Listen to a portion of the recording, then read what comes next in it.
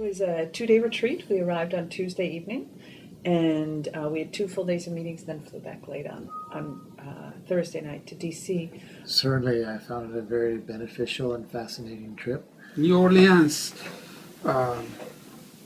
brought back to my memory other 2 regions in Latin America, El Beni in Bolivia and La Mojana in Colombia.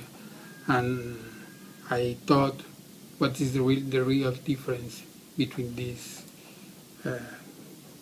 cities? Today we saw the pumping station, the West Closure pumping station, which is one of the biggest in the world, I understand. And then we saw some of the really big surge barriers that were built post-Katrina.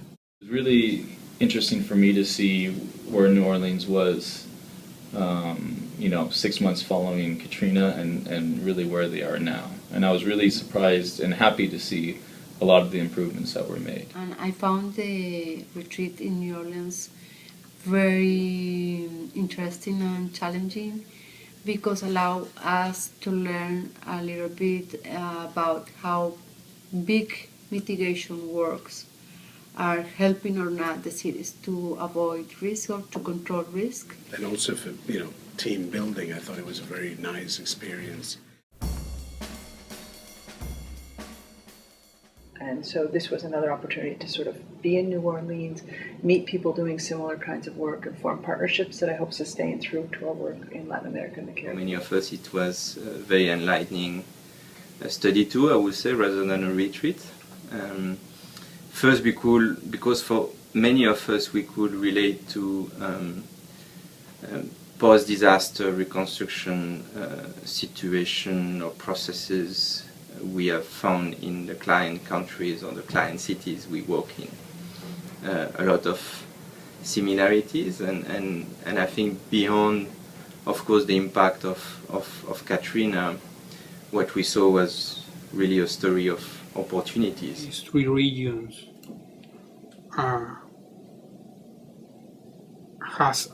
have achieved a long-term solution.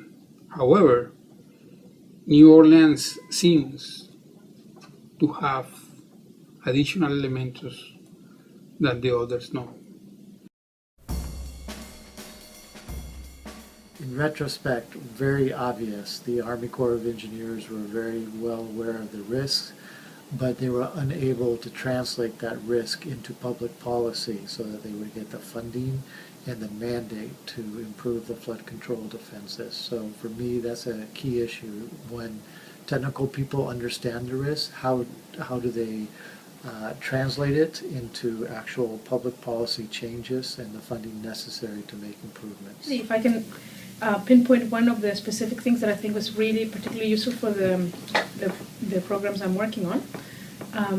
It seems New Orleans had a big problem with vacant houses after Katrina. There was whole areas of the city where, I won't say half, but part of the stock of the housing stock was vacant and hence vandalized or just wasn't properly maintained.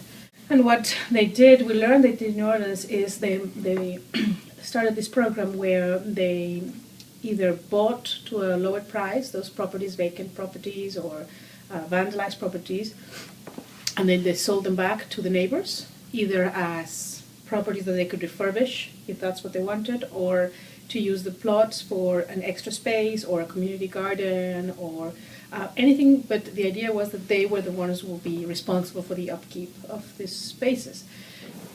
Very enriching to meet people at Tulane University and to see how beyond the impact that Katrina had on the university, how it really reshaped and helped the university refocus on one hand on New Orleans. So one of the things that really struck me in what we heard was the importance of the cultural and the physical development from a historical point of view of the city and how that was playing into the strategy, the development planning for the regeneration activities and for the redevelopment activities. There was often comments about the reliance on each other rather than on the government. So I think in that sense, the cultural aspects of resilience, the cultural aspects of social cohesion were very important. Yeah, I thought that the way it was done in New Orleans, it lacked an overarching planning structure. And I think it's important to remember in our projects that this overarching planning is crucial to make sense of different planning processes that might be bottom-up and that are very desirable, but that require an overarching planning process. A lot of the damages actually, and was in this area that could be considered a buffer zone, and I think it was interesting going back to see that was one of the lessons learned, and now much more detailed flood mapping is being done, and there's a much better understanding of the topography and the dimensions of risk as it relates to that topography. And I think that's something that we can learn a lot from, particularly working in the Caribbean, because one of the biggest challenges that we have is basically how to build and where to build. That's the problem that we're trying to solve.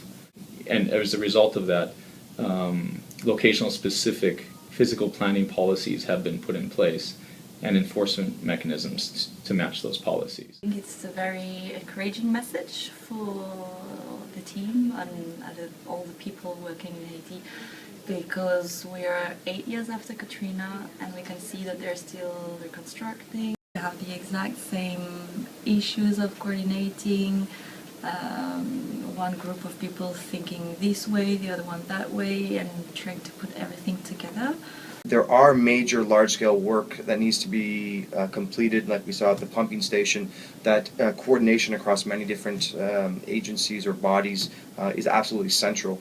And if we as a bank need to take on those types of very large-scale projects, that donor coordination is something that perhaps we need to be looking at with a more open mind in order to get these things done. New Orleans retreat was super useful for me because there was a really strong analogy to the work I do in Guyana.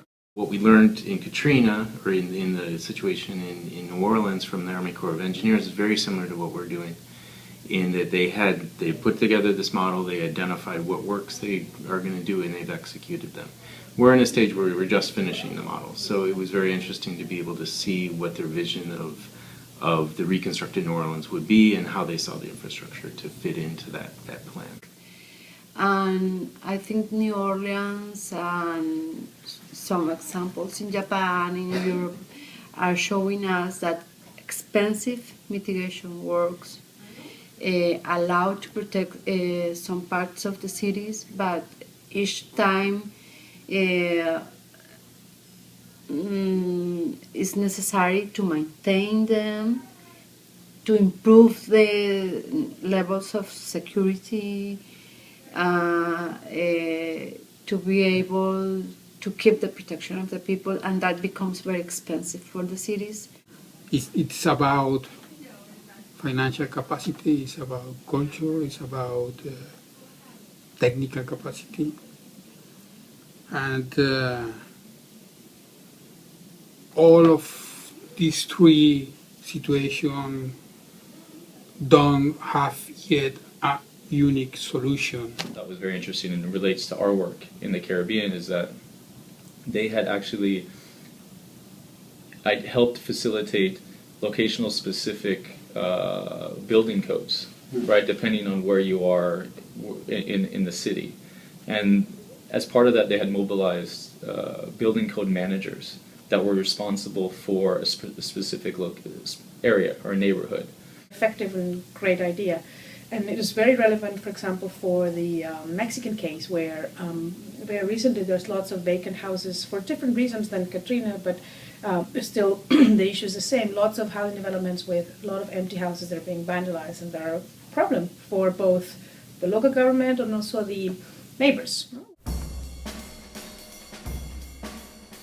New Orleans as a city will be able to exist into the mid and long term, given the problems associated with coastal erosion, which is quite significant, as well as the increased frequency and severity of storms brought about by global warming. can we expect New Orleans to be there in 100 years, even with the world's most advanced flood control defenses? I'm not sure. The jury's still out on that. Help them rethink about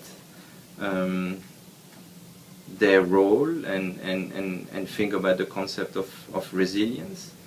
And it eventually led to also the establishment of the Disaster Resilience Leadership Academy, with whom we are currently working now in Haiti or in African countries. So that, I think, was a very nice experience. We're in a stage where we were just finishing the model, so it was very interesting to be able to see what their vision of the reconstructed New Orleans would be and how they saw the infrastructure to fit into that plan. One of the talks we attended, the professor said, we're always fighting the last war, and I think they were preparing for the previous disaster and not necessarily for the new one or for climate change for that matter.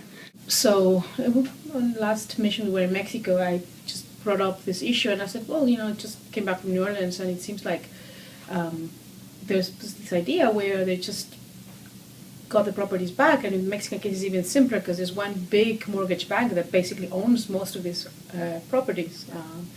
And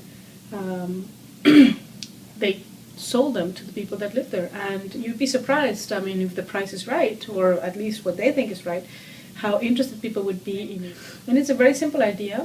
Obviously both places have gotten there for different reasons, but I think it was great to, at least for me, to learn that option, that it's pretty simple, but I hadn't thought of it, and seems to work. My view is that the difference could be the capacity of the society, of the communities, to achieve an agreement regarding development, taking into account the natural system. The question as to whether social capital can have the same value or greater value than economic or political capital. That's the most difficult part of the DRM, the social, political agreements regarding development. And the role of social capital in putting forward methodical ways to restructure or to redevelop neighborhoods block by block or even house by house. No matter how much financial resources there is, no matter how big technical capacity there is in a society, if there is not an agreement in the development objectives, none of the measure would be efficient in terms of risk reduction.